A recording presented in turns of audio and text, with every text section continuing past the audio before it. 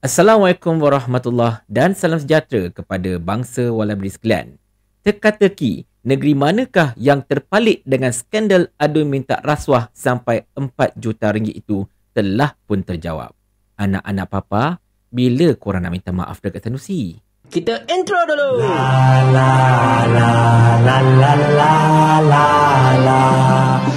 Cerita macam ni tuan-tuan dan puan-puan sekalian. Kita berbalik kepada kisah yang viral sejak Sehari Dua ini, iaitu berkenaan dengan pembokaran video-video yang menyaksikan satu negeri ini terpalit dengan skandal rasuah yang membabitkan adun-adun mereka, dan jumlah yang dikatakan terlibat menghampiri 4 juta ringgit.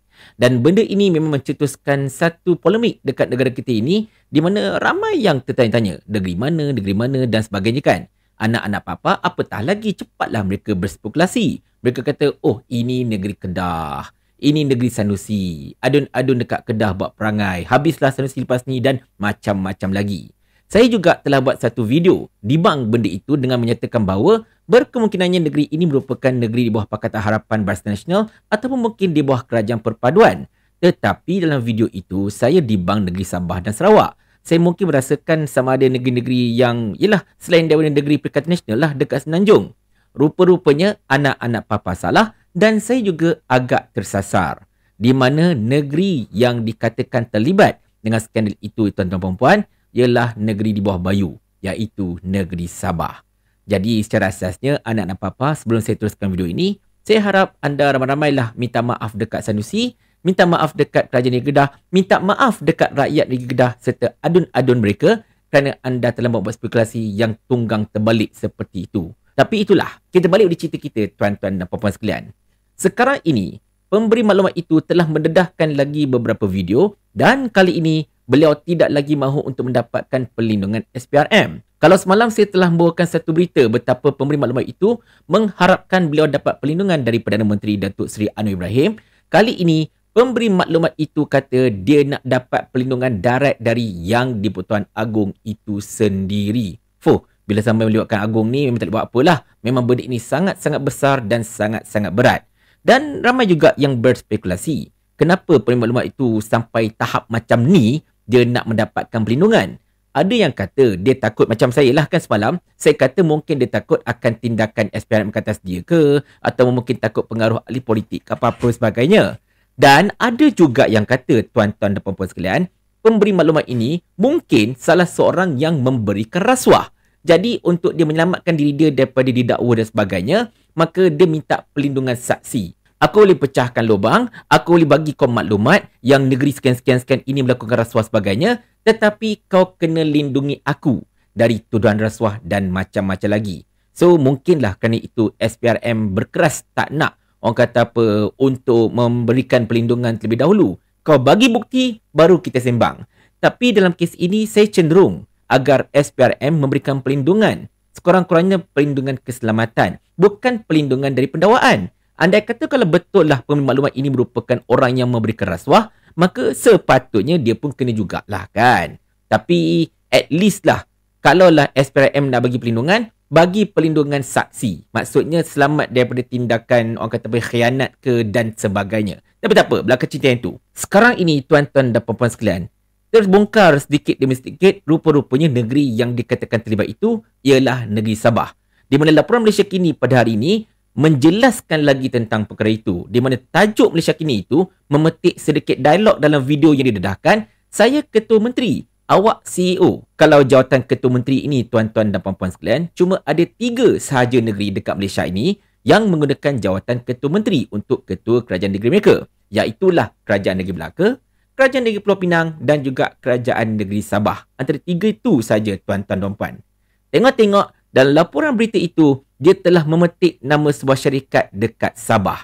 Jadinya tuan-tuan dan puan-puan sekalian, berkemungkinan besar benda ini, skandal ini melibatkan negeri Sabah.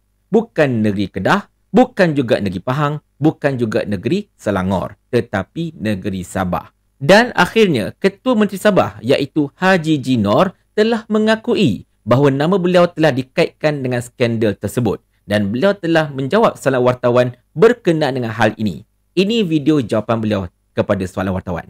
Ini kita minta pihak berkuasa menyiasat. Kita akan bagi kerjasama, tapi siasat juga yang pemberi rasuah. Itu pemberi rasuah mempunyai niat yang tidak baik untuk mendapatkan sesuatu daripada kerajaan. Apabila tidak dapat, inilah keluar. Jadi bagi saya, to be fair, tangkap dia dulu. A lot of people, including your name, being mentioned. Saya tiada apa-apa.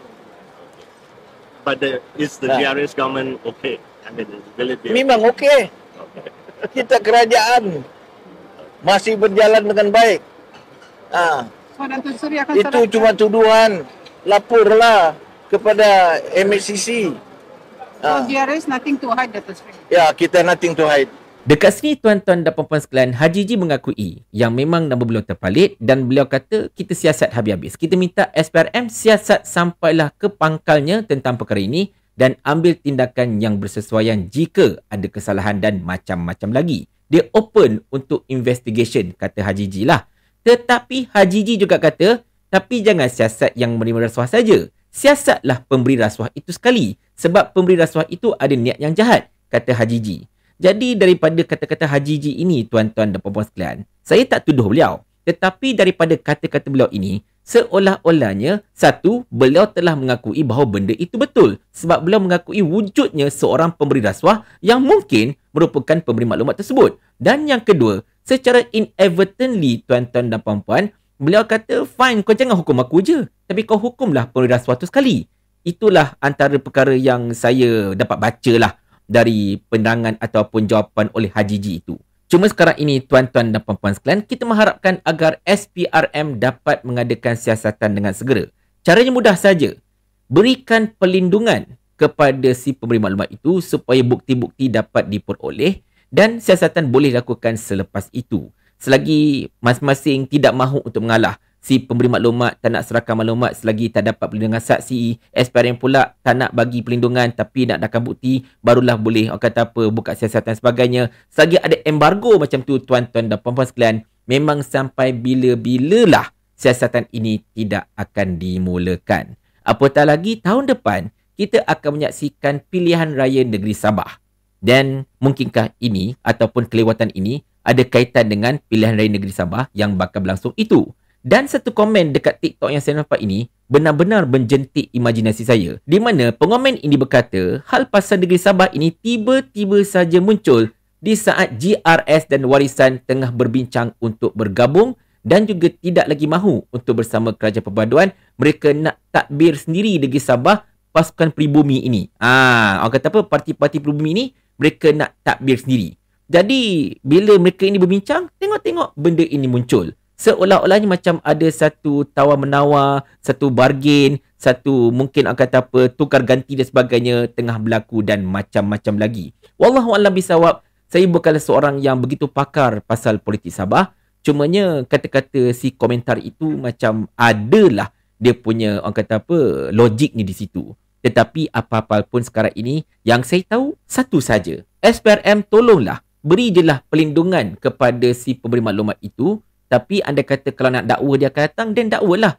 Cuma pastikan video-video dan bukti-bukti yang diberikan itu digunakan untuk menyiasat benda yang penting, iaitu tentang skandal yang melanda negeri tersebut. Kalau betul negeri Sabah lah tuan-tuan dan puan-puan sekalian.